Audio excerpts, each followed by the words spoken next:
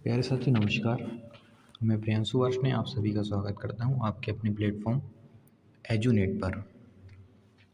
प्यारे साथियों, हम समझेंगे कि कम्युनिकेशन क्या होता है। बेसिकली आज हम समझने जा रहे हैं कि कम्युनिकेशन के टाइप क्या होते हैं, लेकिन मैंने सोचा कि पहले आपको ये समझना ज़्यादा ज़रूरी है कि कम्युनिकेशन क्या होता है। तो प्यारे साथियों, कम्युनिकेशन जिसको हम हिंदी में संप्रेषण कहते हैं। प्यारे साथियों, इसको हिंदी में संप्रेषण संप्रेषण कहते हैं। ये जो संप्रेषण है वो हमारा एक लैटिन वर्ड है, एक लैटिन वर्ड। दरअसल ये जो हमारा कम्युनिकेशन है वो एक लैटिन वर्ड से निकल करके आया हुआ है। और वो लैटिन वर्ड कौन सा है? तो एक लैटिन वर्ड है कम्युनिस। तो प्यारे साथियों, एक लैटिन वर्ड है कम्युनिस, जिससे हमने क्या निकाला है? कम्युनिकेशन निकाला है। और इस कम्युनिस वर्ड का मीनिंग क्या होता है? तो इसको हिंदी में हम बोलते हैं समुदाय। प्यारे साथियों, इसको हम क्या बोलते हैं? समुदाय। तो सीधा सा मतलब ये निकल कर आता है कि एक लैटिन वर्ड कम्युनिस्ट था जिसको समुदाय के नाम से जानते हैं, और उस कम्युनिस्ट वर्ड से ही हमने कम्युनिकेशन को निकाला है। और इस कम्युनिकेशन को हम हिंदी में संप्रेषण के नाम से जानते हैं। संप्रेषण का मतलब ये होता है कि कुछ प्रेषण किया जा रहा है दो लोगों के बीच में। यानी हम कह सकते हैं कि इस कम्युनिकेशन में हमें कम से कम कितने लोगों की ज़रूरत होती है मेरे साथियों? तो इसमें हमें दो लोगों की ज़रूरत होती है। तो हम यहाँ समझेंगे कि जो हमारा कम्युनिकेशन है उसमें हमको दो लोग चाहिए कम से कम। मान लिया मैंने कहा कि ये दो लोग हैं, एक पहला और ये व्यक्ति हो गया दूसरा। मान लिया ये ए है और ये क्या है? बी।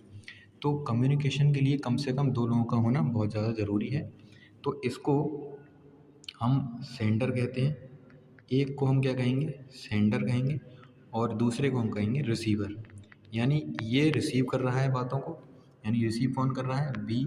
और सेंडर कौन है? जो बातों को हमारे मतलब किसी भी थॉट को जो भेज रहा है, जो सेंड कर रहा है किसी थॉट को बी के पास तक, वो क्या है? सेंडर है। और जो रिसीव कर रहा है वो क्या हो गया? आपका रिसीवर हो गया। तो कम्युनिकेशन में दो लोगों का ज़रूरी है होना, एक ए और दूसरा बी, यानी एक रिसीवर और दूसरा सेंडर।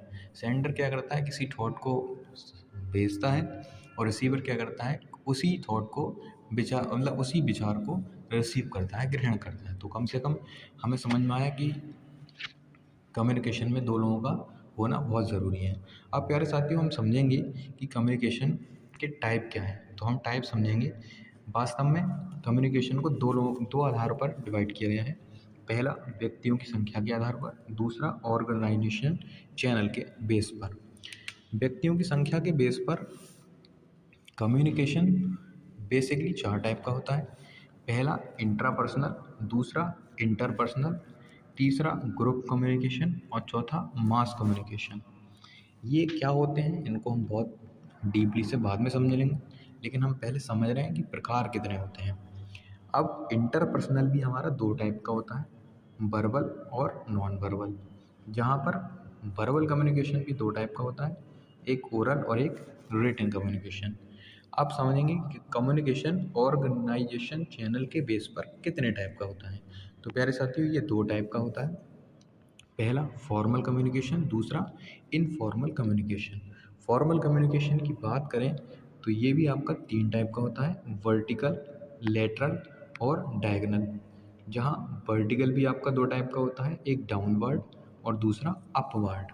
बात करें अगर इनफॉर्मल कम्युनिकेशन की, तो ये भी आपका चार टाइप का होता है, क्लस्टर, प्रोबेबिलिटी, गॉसिप और सिंगल चेन। प्यारे साथियों, ये क्या होते हैं सारे कम्युनिकेशंस? इन सारे कम्युनिकेशंस को हम डिटेल में एक नई वीडियो में कवर करेंगे।